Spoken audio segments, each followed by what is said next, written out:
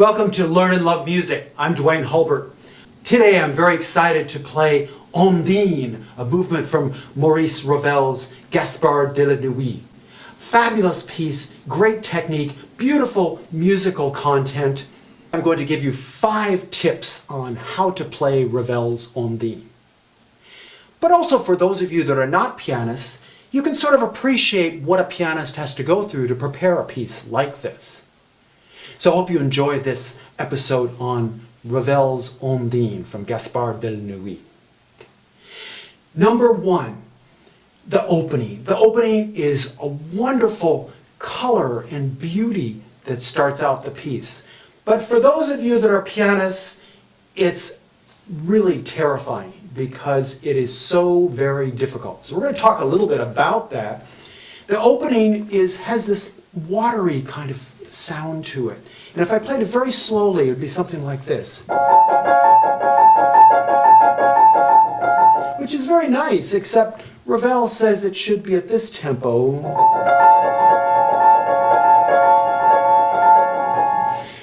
I remember when I first worked on this and when I was at Juilliard, it took me weeks to be able to get that opening perfect. And I remember when I walked by the practice rooms at Juilliard, I heard one of my colleagues, and he was practicing it, and I somehow looked in the window, and he opened the door, and I said, "How do you play that opening?" And he said, "I do it very slowly. And all you have to do is just go a little faster until..." It is probably one of the most difficult openings of any piece in the piano repertoire. But it provides the backdrop for the wonderful melodies that follow. Number 2, learn to practice without the pedal. In Impressionistic music, students love to put the pedal down and hear how wonderful the piece sounds. But until you get it sounding good without the pedal, you won't be able to master pieces like this. I'm going to give you an example of it. In Ondine, we hear this passage. It's very beautiful. It sort of has the melody kind of wrapped around all this accompaniment. And if you play without pedal, it sounds like this.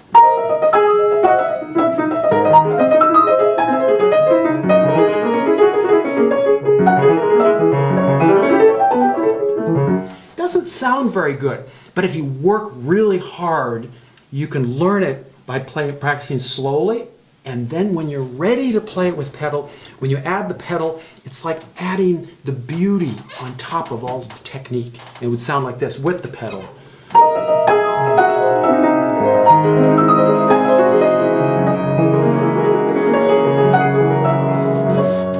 You'll notice that you didn't really hear the notes, but you heard the colors that the notes provide for the musician. Number 3. Make sure you stay really light on the repeated note accompaniments. There's one in the middle section of the piece that has an accompaniment, and you have a melody on top.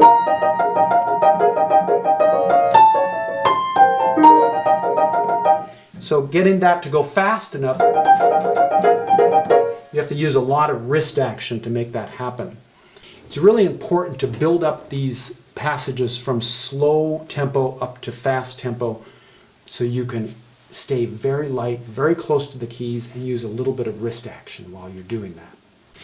Number 4, learn how to play the glissandos.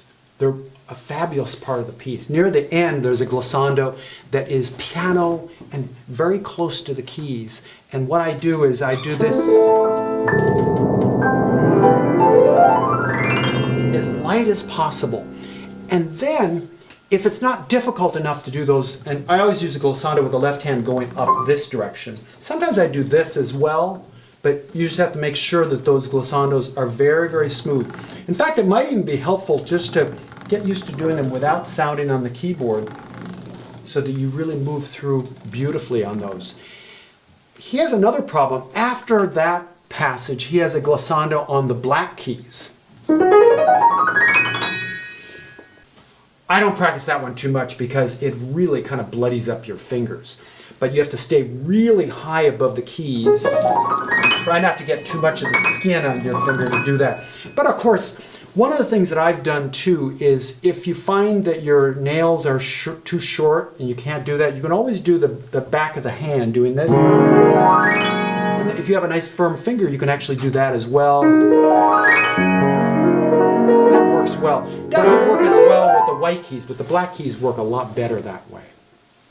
And number 5, be careful on how you practice your arpeggios at the end. They have to have good fingerings, but also they have to have an equalness. I find it interesting that Ravel writes here, bien égal et sonori, which means very equal in the sonority. So we have really. So when you put the pedal in, another thing that's very helpful in this piece is when you use the pedal for these arpeggios, don't put your pedal all the way down, because if you do that, it sounds like this. It sounds kind of thick. But if you just put the pedal down about 1/4 of the way,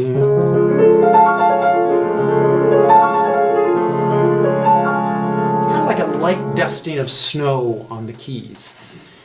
It's really important that all of these things are practiced carefully, slowly, and most importantly, without pedal.